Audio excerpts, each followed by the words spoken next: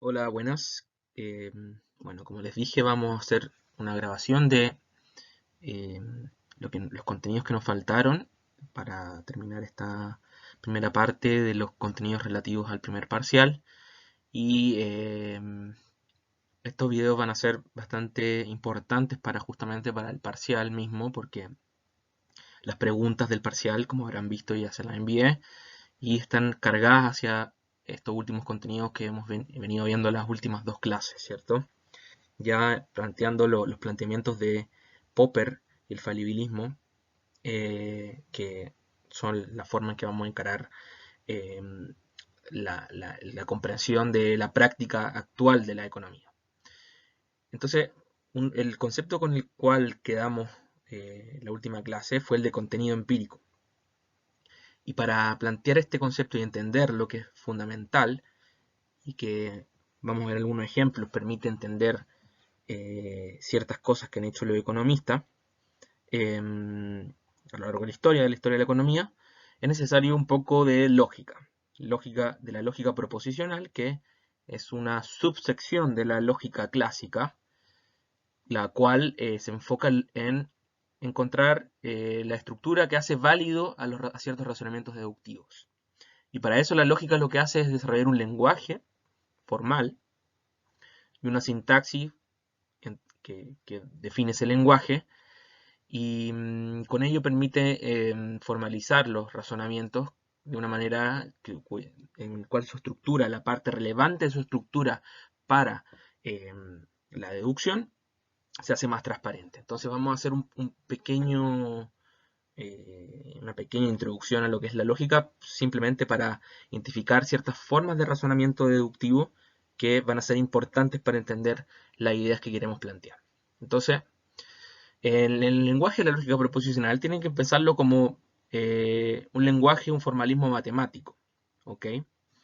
Se utilizan símbolos con la misma función que esos símbolos se utilizan, por ejemplo, en la matemática, donde sirven para, bueno, ahorrarnos y para entender cosas que si lo pusiéramos en el lenguaje natural, en el castellano que hablamos nosotros, sería muchísimo más difícil de entender y de operar con ello. Entonces, para eso, para operar de una manera más sencilla, la lógica se desarrolla como un lenguaje formal. El primer elemento central de la lógica proposicional, que lo que hace es tomar las proposiciones, y recuerden lo que era una proposición, la proposición era el contenido de un enunciado, de un tipo de enunciado que podía ser verdadero o falso, ¿ok? ¿Cierto? El tipo de oraciones que pueden ser verdadero o falso. Por ejemplo, la mesa que está ahí al frente es cuadrada, es una proposición. 2 más 2 es igual a 4 es una proposición. Cerrar la puerta no es una proposición, es un imperativo, porque no es algo que pueda ser verdadero o falso. ¿Ok? En los razonamientos nos interesan las proposiciones, que las podemos tomar como un todo sin analizar su estructura interna o cuya estructura interna podemos analizar. La lógica proposicional, como decía, es una subsección de la lógica clásica que, como dice su nombre, toma las proposiciones como un todo y no se mete en su estructura interna.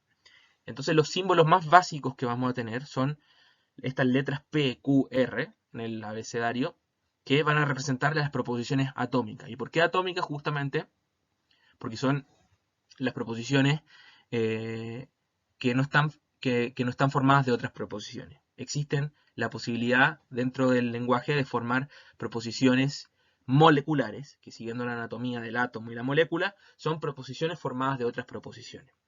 Entonces nuestro elemento más básico es la proposición atómica, no analizamos su estructura interna y podemos formar proposiciones más complejas a partir de las proposiciones atómicas. Y podemos formar razonamientos a través del uso de varias proposiciones. Una de las proposiciones, una de las cuales tomamos como premisas, como las razones de nuestro razonamiento, valga la redundancia, y otra, una sola proposición, que puede ser atómica o molecular, que consideramos la conclusión, ¿cierto? Cuando decimos, por ejemplo, todos los hombres son mortales, Sócrates es hombre, por lo tanto, Sócrates es mortal, estamos utilizando dos premisas. La primera es todos los hombres son mortales. La segunda, Sócrates es mortal. Y la conclusión que es todos los hombres, perdón, Sócrates es mortal. Eh, no sé si lo dije, todos los hombres son mortales, Sócrates es hombre, por lo tanto, la conclusión sería Sócrates es mortal. ¿Ok? Otro ejemplo de razonamiento sería, por ejemplo, si llueve las calles se mojan, primera premisa, está lloviendo, segunda premisa, por lo tanto, las calles se mojan. ¿Ok? Los dos ejemplos que le di son casos de razonamientos válidos. ¿Qué es un razonamiento válido? Ese concepto fundamental. Un razonamiento válido es aquel en el cual la verdad de la conclusión se sigue necesariamente de la verdad de las premisas. Un razonamiento para ser válido no es necesario que las premisas de hecho sean verdaderas. Lo que requiere un razonamiento para ser válido es que si fueran verdaderas las premisas y nosotros le damos en cierto sentido arbitrariamente el valor de verdadero o falso porque no nos interesa lo que hace falso o verdadero una proposición particular o una premisa particular, sino más bien la estructura de un razonamiento que, tomando casos hipotéticos de proposiciones verdaderas o falsas, ¿qué ocurre con otras proposiciones relacionadas? Vemos la forma, por eso es formal la lógica y si bien utilizamos ejemplos del lenguaje natural, lo central es a través de ellos entender la forma de los razonamientos. ¿Ok?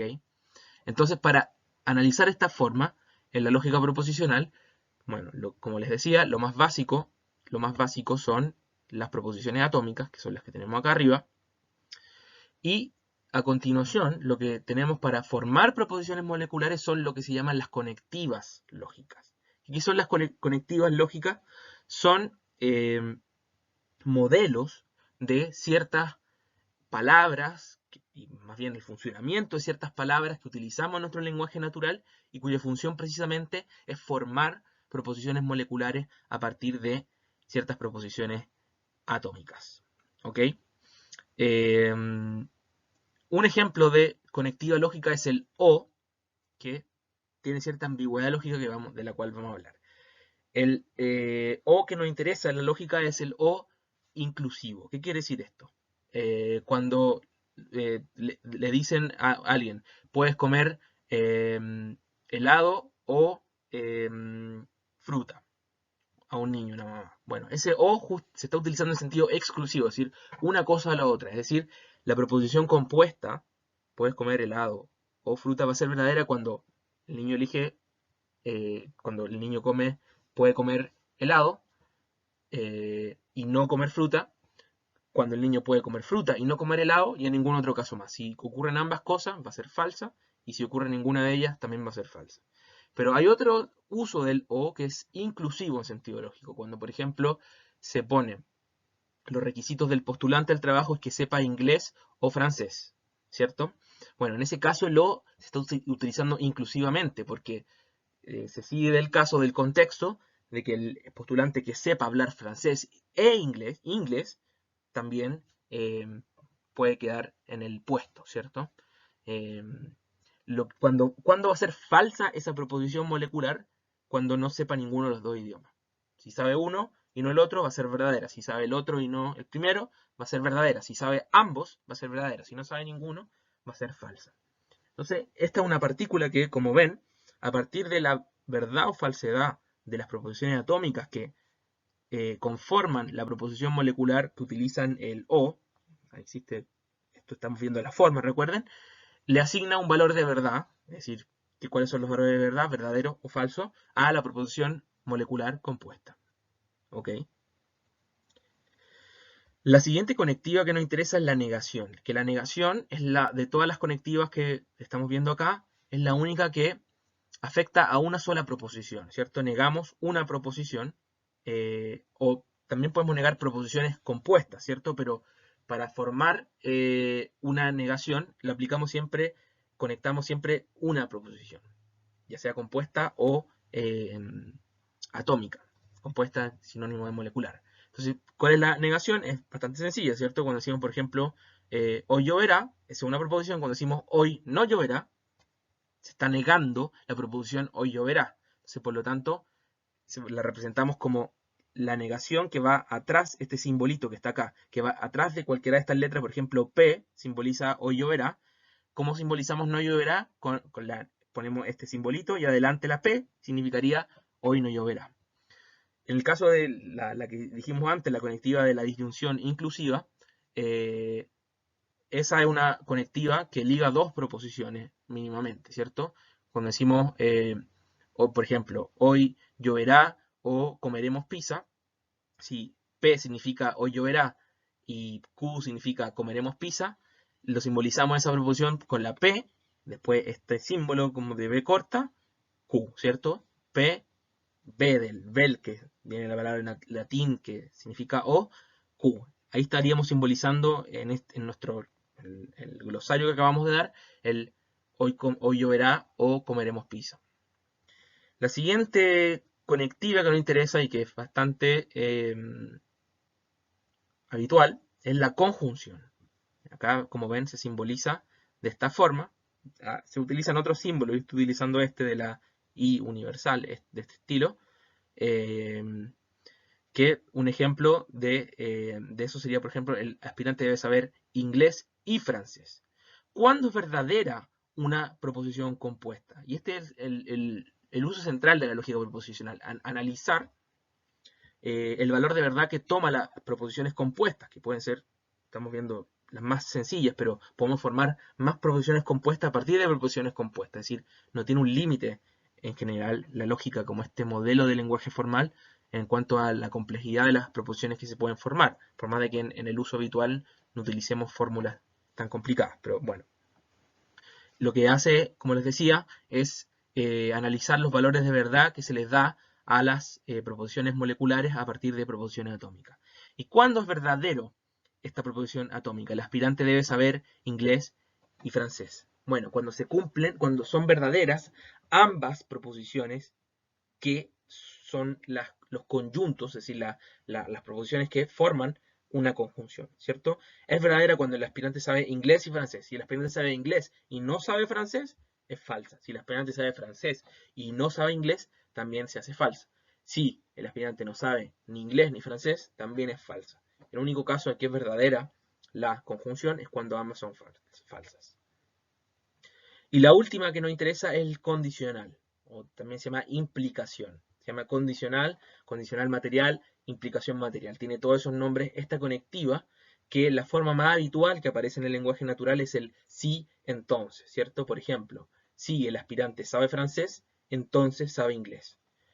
¿Cuándo es verdadera esta proposición? Y esta es la más complicada de asimilar al lenguaje natural, porque en realidad los valores de verdad con los cuales se definió esta conectiva eh, aspiran a mostrar más la estructura lógica de la matemática. Pero bueno, en fin, lo que importa es lo siguiente, de que la proposición, un condicional es verdadero cuando eh, más bien es más fácil plantear cuándo es falso. Existe un solo caso en que es falso el condicional. Cuando decimos, si el aspirante sabe inglés, entonces sabe francés, ¿por qué no la estamos jugando al decir esa frase? ¿Cierto? No estamos jugando porque si fuera verdadero que el aspirante sabe inglés, tendría que ser verdadero que el aspirante sabe inglés.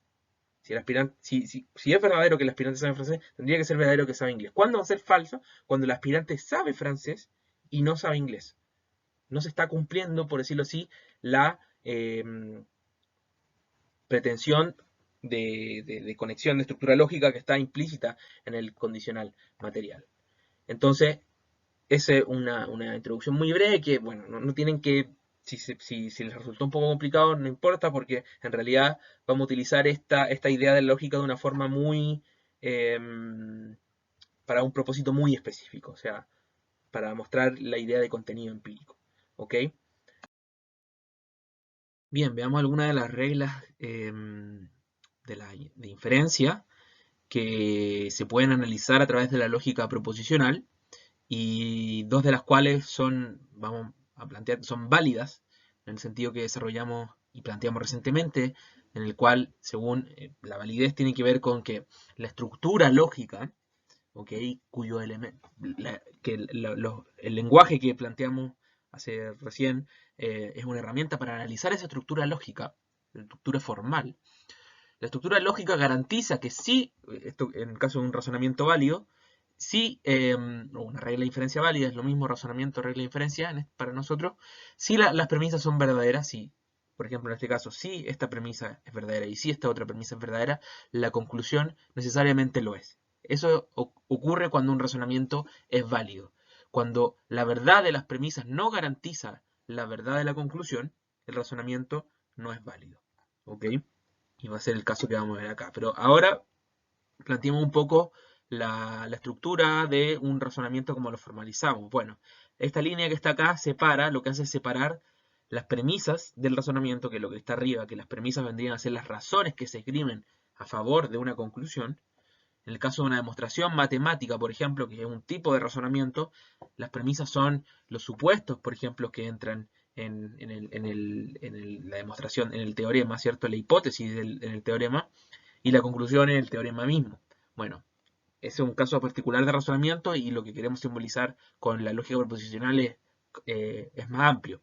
Pero la regla general es que lo que está abajo de esta línea es la conclusión del razonamiento, que es una proposición, que puede ser atómica o molecular, en este caso es molecular, porque es una proposición, un P con una conectiva, entonces es una proposición molecular. Y acá arriba tenemos dos premisas, ¿cierto?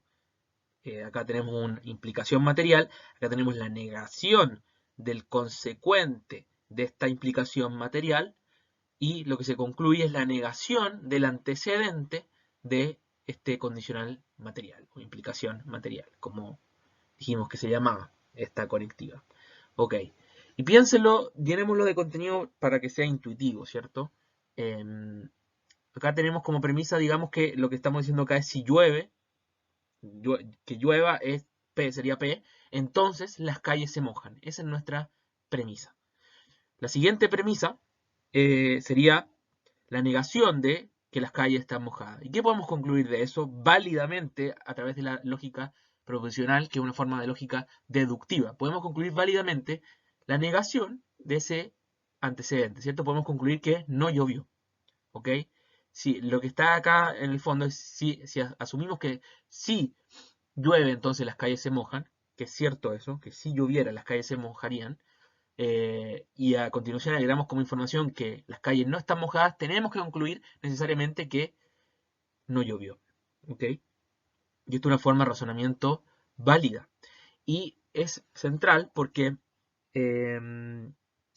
recuerden que Popper plantea que la contrastabilidad de una hipótesis tiene que ver con su refutabilidad o falseabilidad, como él la llama. Es decir, con la capacidad que tiene para ser falseada, no para ser verificada.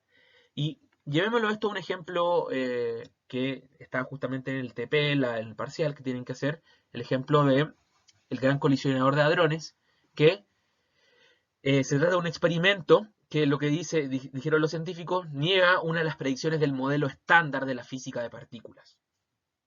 Bien, imaginemos que P es la hipótesis que se siguen del modelo estándar de la física de partículas, ¿cierto? Hagamos de cuenta que una proposición que está en este caso eh, resume todo ese modelo. Y es un supuesto bastante fuerte, pero no importa, no viene al caso. De eso se seguía, por ejemplo, que, no sé, había que en determinado experimento tenía que haber una determinada proporción en que se partían las partículas que surgían de esa colisión, ¿cierto? En el experimento del colisionador de hadrones. ¿Qué mostró el experimento? O al menos con cierto nivel de confianza estadística, muestra que esa predicción no se cumplió. No recuerdo exactamente la proporción, pero ponele que decía que la predicción del modelo estándar es que tenía que partirse en una cantidad simétrica de muones y electrones, las partículas, y digamos que lo que se observó en el experimento es que no ocurrió eso. ¿De qué se sigue de eso? La negación de P, la negación del modelo estándar. ¿Qué aspecto del modelo estándar? Bueno, no se sabe, pero lo que muestra es que algún problema hay con el modelo estándar. Y fíjense, bueno, eso tienen que responderlo en el parcial, pero fíjense que es interesante esto y muestra que a través de la lógica deductiva, sin hablar de una lógica inductiva, a través de la deducción, podemos refutar hipótesis. Y tiene que ver con algo similar a lo que dijimos que enunciados generales pueden refutarse, pero no verificarse. Está asociado a esa idea.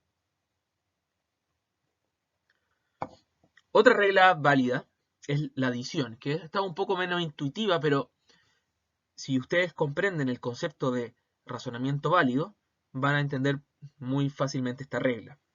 ¿Qué es lo que plantea esta regla de inferencia? Que de la afirmación de cualquier proposición, P en este caso, ¿cierto? Nuestra única premisa es una proposición, se sigue, es decir, si asumimos que es verdadera esta proposición, entonces necesariamente tiene que ser verdadera esta proposición que está acá, que es nuestra conclusión. ¿Y cuál es esta proposición? Bueno, la adición a través de una disyunción, ¿cierto? Esta es la conectiva de la disyunción, la adición a través de una disyunción de cualquier otra proposición, ¿cierto? Entonces tenemos acá que si asumimos que es verdadero P, entonces necesariamente va a ser verdadero P o Q, porque recuerden cuándo era verdadera una disyunción. Una disyunción era verdadera cuando, una disyunción inclusiva, como dijimos, era verdadera cuando al menos uno de sus disyuntos es verdadero, ¿cierto? Cuando P es verdadero, en este caso, o cuando Q es verdadero. Si se hace cualquiera de esos dos casos, o el caso en que ambos son verdaderos, bueno, la disyunción es verdadera. Y fíjense en lo que estamos planteando, que es un razonamiento, una inferencia válida. Una inferencia válida es una estructura de premisas y conclusiones tales cuales, si asumimos la verdad de la premisa, de las premisas, en este caso de una premisa, acá tenemos dos premisas, se sigue la verdad de la conclusión. Y si asumimos la verdad de P, entonces siempre va a ser verdadera la disyunción de P con cualquier otra proposición. ¿Por qué? Porque ya hay al menos una de las proposiciones de la disyunción que es verdadera, y por lo tanto eh, la disyunción misma va a ser verdadera. Piensen, por ejemplo, P es hoy lloverá y Q es la reina de Inglaterra es calva.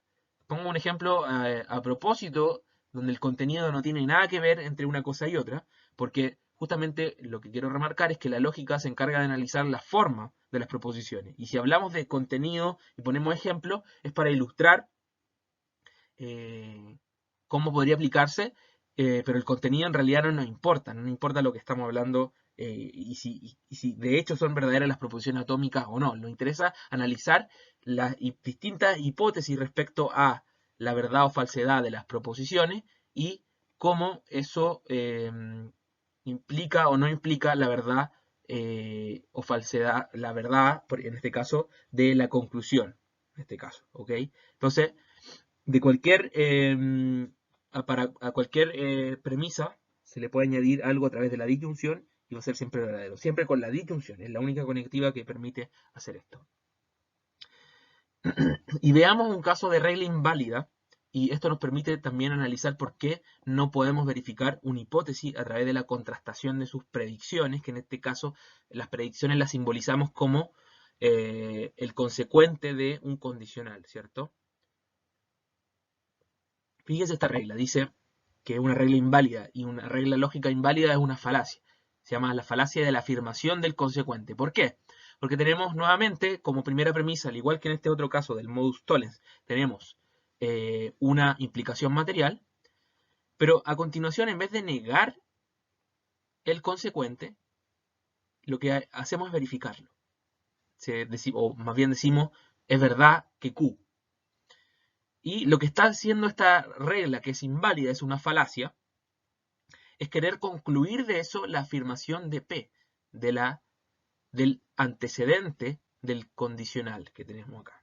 Y esta regla es inválida. Hay una manera más formal de mostrar este concepto de validez e invalidez de las reglas de inferencia.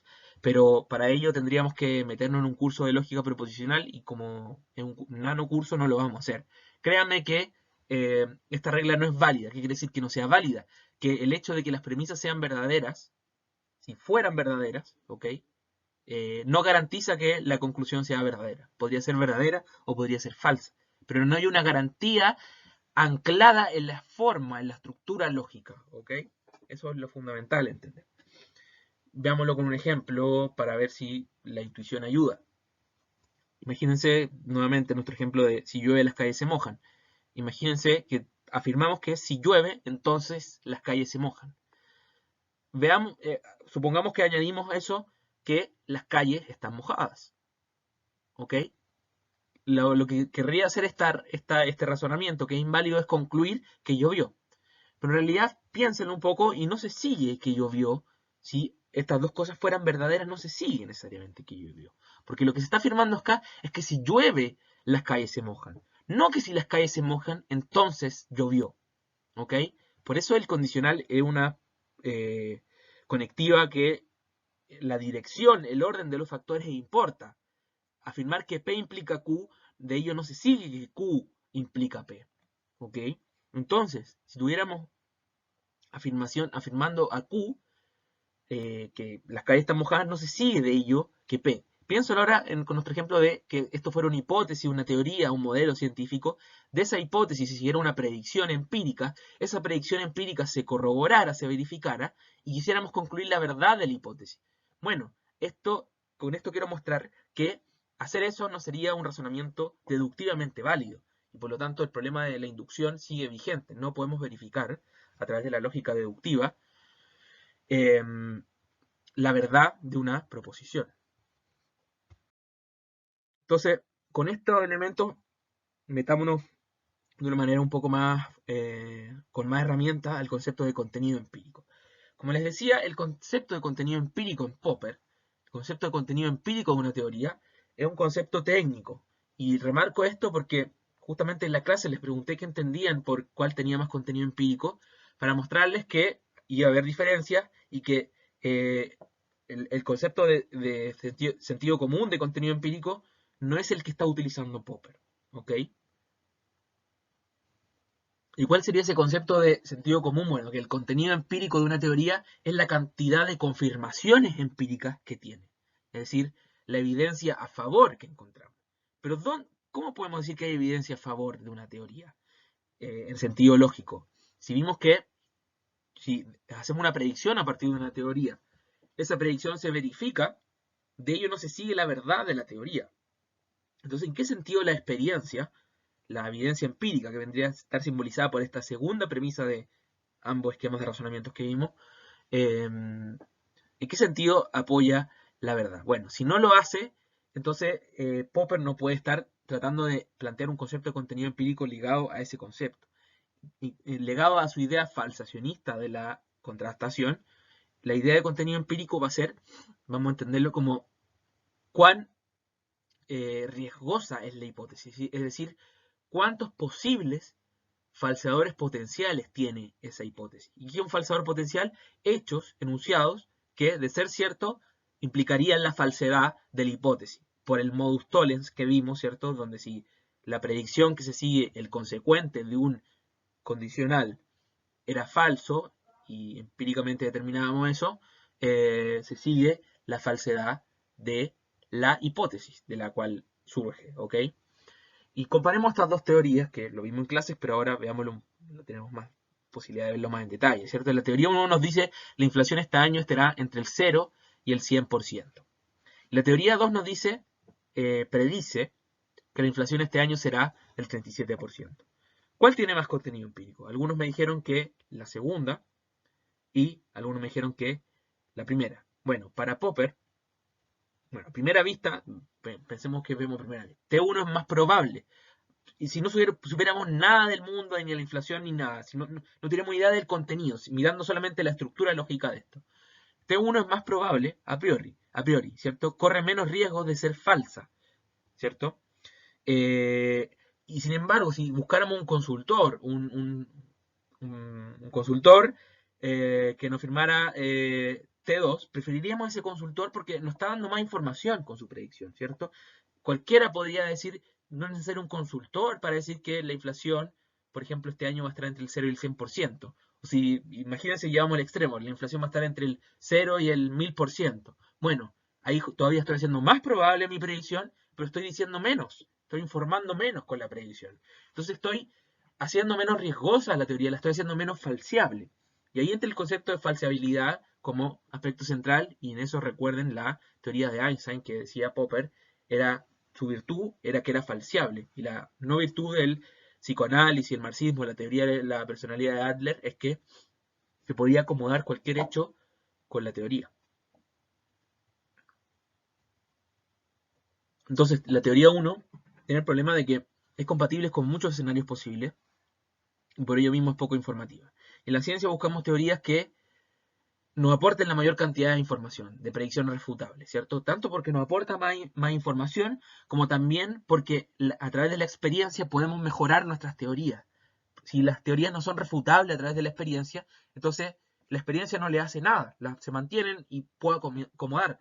La teoría de la providencia divina, ¿cierto? Que dice que, bueno, todo lo que ocurre es por algún designio divino y se interpreta de esa forma, puedo acomodar cualquier hecho, la experiencia, cualquier cosa que ocurra, puedo acomodarla dentro de la teoría de la providencia. En el psicoanálisis, cualquier cosa que ocurra, cualquier comportamiento de un paciente lo puedo acomodar dentro del psicoanálisis. Y por ello es importante la falseabilidad.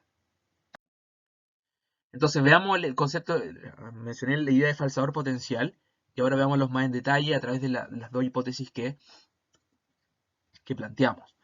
¿Ok?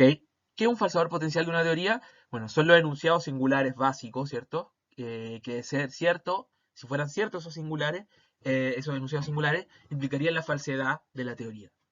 Son hechos del mundo que si fueran ciertos implicarían, por el modus tollens que vimos, que esa teoría es falsa. Empecemos en los falsadores potenciales de T1, ¿cierto? T1 nos decía que la inflación, predecía que la inflación va a ser entre el 0 y el 100%. ¿Cuándo sería falsa esa teoría que predice eso? Bueno, si la inflación es del -2, es decir, hay deflación, sería falsa. Si es del -1, también sería falsa, porque lo que decía la teoría, la predicción, era que entre el 0 y el 100%. Y de ahí nos tenemos que saltar como falsador potencial hasta el 101%, 102%, porque afirmaba un rango de entre 0 y 100, ¿cierto? En el caso de la teoría 2, fíjense, piénsenlo de esta forma, tiene más o menos falsadores potenciales la teoría 2. Tiene más, porque tiene también los de T1, ¿cierto? Si fuera de menos, la teoría 2 nos decía que la inflación va a ser del 37%. Si la inflación fuera del -2, es decir, si hubiera deflación del 2%, sería falsa la teoría que predice que va a ser el 37%. Si fuera del -1, sería falsa también esa teoría. Si fuera del 0, y acá esto es importante porque añadimos un falsador potencial que la teoría 1 no tenía, la teoría 1 nos decía que va a ser entre el 0 y el 100%, también haría falsa nuestra teoría 2, pero no haría falsa a nuestra teoría 1. Si fuera del 1, bla, bla, bla, etcétera, hasta el 36% sería falsa. Es un falsador potencial que sea del 36%. Si fuera del 38% hasta el 100 y al infinito, también sería falsa porque predecía que era el 37%.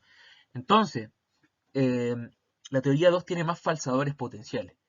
Y fíjense, la idea de falsador potencial. Lo que nos interesa es que las teorías tengan falsadores potenciales, ¿cierto? No nos interesa que las teorías de hecho sean falsas. Justamente, si son falsas, si se da uno de los falsadores potenciales, bueno, es motivo para rechazar esa teoría.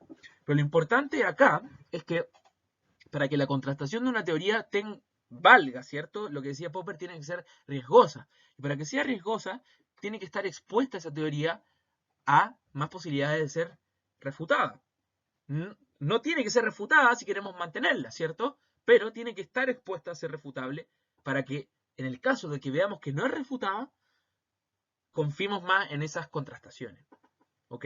Y acá fíjense lo que estoy planteando acá, lo que se sigue de esto, que es ya un poquito más formal, es que los falsadores potenciales de T1, de la teoría 1, que la inflación es del -2, que la inflación es del -1, que la inflación es de 101, 102, están contenidos estrictamente, son un subconjunto de los falsadores potenciales de la teoría 2. Es decir, los falsadores potenciales de la teoría 2 incluyen los falsadores potenciales de la teoría 1 y otros más. El que está acá, el 0%, el 1, el 36, son otros más que no son los falsadores potenciales de la teoría 1 y, no, y sin embargo son falsadores potenciales de la teoría 2. Entonces, ¿cuál teoría tiene más falsadores potenciales? La teoría 2, lo acabamos de ver, y ¿cuál tiene más contenido empírico en base a lo que plantea Popper? La teoría 2. Bien, entonces veamos cómo se puede fundamentar a partir de las reglas de inferencia, una de las reglas de inferencia, esta idea de que la teoría 1 tiene más contenido, tiene menor contenido empírico que la teoría 2. Y se puede ver utilizando la regla de adición, ¿cierto? Piensen que cada una de las proposiciones que dice, por ejemplo, la inflación va a ser del 37%, es una proposición atómica. Y cuando decimos cuando decimos, por ejemplo, que la inflación va a ser entre el 0 y el 100%, equivalente a decir, la inflación va a ser del 0, o va a ser del 1, o va a ser del 2, o va a ser del 3, o va a ser del 100%. Piénselo como una gran disyunción lógica, ¿cierto? Entonces, se ve claramente que a partir de la teoría, puedo decir la teoría 1 a partir de la teoría 2, pero no a la inversa. Si tenemos como premisa que la inflación va a ser del 37%, entonces se sigue de ello que la inflación va a ser del 37, o va a ser del 0, o va a ser del 1, o va a ser del 2, 3, 4, 5, hasta el 36, o va a ser del 38, hasta el 100. Entonces, podemos deducir a través de la adición la teoría 1 a partir de la teoría 2. Y ahí se ve que por qué la teoría 2 tiene más falsadores potenciales que la teoría 1.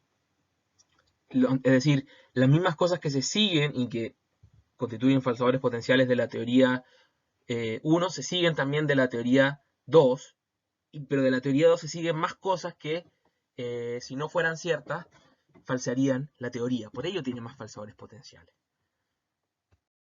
Para finalizar esto, veamos un ejemplo en la ciencia económica. En realidad hay millones de ejemplos. Y piensen por qué se utiliza, por ejemplo, en la teoría del consumidor, también del productor, el supuesto de curvas de indiferencia estrictamente convexas. ¿Qué posibilidad, entendiendo el modelo de teoría del consumidor, o los modelos estándar que se utilizan, que parten de esta herramienta de elección bajo una constricción presupuestaria y ciertas preferencias que dan lugar a una función de utilidad, que se pueden representarse a través de una función de utilidad que da lugar a ciertas curvas de indiferencia. Bueno, piensen por qué piénsenlo como una teoría, un modelo que nos permite hacer predicciones de, por ejemplo, para ciertos precios y otros parámetros del modelo, cuánto va a consumir el consumidor, las cantidades, ¿cierto? Y lo que tenemos cuando suponemos curvas de indiferencias convexas, pero no estrictamente convexas, es decir, curvas de indiferencia que pueden tener un tramo lineal, es que ese tramo lineal podría coincidir en infinitos puntos, ¿cierto?, con la recta presupuestaria, y lo que tenemos es que en este caso, de esa teoría, se siguen, que es compatible con esa teoría modelo, son compatibles todos estos puntos de consumo, si tuviéramos dos mercancías, esta mercancía, la mercancía 1 y la mercancía 2, de preferencias convexas, pero no estrictamente convexas, se sigue que es compatible con observar cualquiera de estos casos. En cambio, con curvas de diferencia estrictamente convexa, el punto de tangencia de las soluciones interiores es 1 solamente, porque no existen estos tramos lineales y la pendiente de la recta presupuestaria va a ser igual a la tasa marginal de sustitución, que vendría a ser la pendiente de esta curva de indiferencia, en un solo punto. Entonces, ¿cuál tiene más contenido empírico? En base a lo que hemos dicho, esta tiene más contenido empírico. Porque si se observara que el consumidor consume acá, por ejemplo, en este punto, acá, en este caso se falsaría la teoría. Pero si en este otro caso, si se observa acá, es compatible con la teoría. Entonces se asemeja esto en nuestro ejemplo. En este caso, la teoría predice que la inflación va a ser entre el 0 y el 100%, análogo a ese caso. En cambio, acá es análogo al caso cuando dice la inflación va a ser del 37%. Y buscamos, ¿cierto? Utilizamos el supuesto esto de este estilo justamente por esa acotación del rango de predicción y acotación de los escenarios posibles que son compatibles con esta teoría. Y bueno, como les decía, los ejemplos son infinitos. Piensen en teoría de juegos, que creo que lo tienen como materia en esta altura de la carrera. En teoría de juegos existen los llamados conceptos de solución. El primero que se suele aprender es de estrategias, el resultado que surge de la eliminación iterativa de estrategias estrictamente dominadas, que son estrategias para las cuales existe una estrategia del jugador, ¿cierto? Una estrategia estrictamente dominada de un jugador es aquella para la cual existe otra estrategia de ese mismo jugador que le reporta un pago mayor en cualquiera de los escenarios de elección del otro o de los otros jugadores. Bueno, a través de ese procedimiento podemos eliminar eh, estrategias y llegar a un resultado que simboliza ese resultado de lo que venimos diciendo. Bueno, simboliza la predicción que hacemos de cualquiera que sea el comportamiento que estemos modelando a través de la teoría de juego. El resultado vendría a ser la predicción o las posibles predicciones de lo que va a ocurrir en ese contexto estratégico. Y fíjense que, además del concepto de el resultado que surge de la eliminación iterativa de estrategias estrictamente dominadas en el contexto de juegos eh, estáticos, se añade, por lo general, existe además el concepto de equilibrio de Nash. Nash, que le dicen siempre, es un concepto más fuerte. ¿Por qué? Porque existen ciertos juegos, por ejemplo, recuerden el clásico la batalla de los sexos, donde eh, ideas un poco antiguas de lo que serían las relaciones, se plantea que un marido y mujer tienen que encontrarse en un lugar, a uno le interesa ir más al boxeo que al cine, a otro le interesa más ir al cine que al boxeo, pero ambos prefieren estar juntos que estar solos, el problema es coordinar. Bueno, a través de la eliminación iterativa de estrategias estrictamente dominadas, no acotamos el rango de predicciones de ese juego, ¿cierto? No se elimina ninguna estrategia.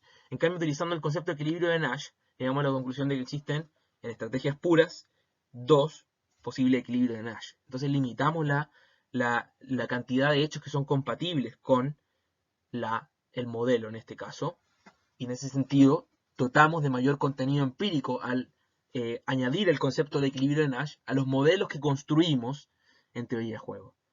Y otro ejemplo sería el caso de, de equilibrio general, tratar de todos los intentos de mostrar, bueno, la existencia de equilibrio general, porque si no existe equilibrio general en determinadas condiciones, no predice nada tu modelo, no tiene contenido empírico.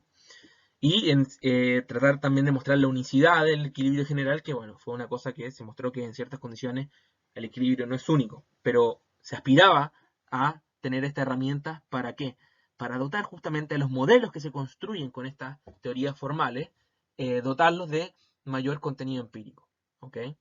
Y entonces, eh, esto nos va a permitir entender muchas de las cosas que se hacen en economía, buscar teorías que tengan contenido empírico en este sentido técnico, ¿ok? Porque se van a preguntar, bueno, pero ¿esto qué tiene que ver con contrastar empíricamente? Y el concepto de contenido empírico es un concepto formal, más bien que antecede a la posibilidad técnica de contrastar o no las teorías, ¿ok? Antecede a esa posibilidad. Tiene que ver más bien con la estructura lógica de esas teorías y modelos, en donde si esa teoría o modelo es más o menos incompatible con ciertos hechos posibles que tal vez no podemos contrastar técnicamente, pero no importa, va a tener más o menos contenido empírico. Entonces, eso es lo fundamental y lo que se busca en el trabajo del parcial es que, bueno, apliquen este concepto para entender lo que está planteado en las consignas. Eso y nos vemos.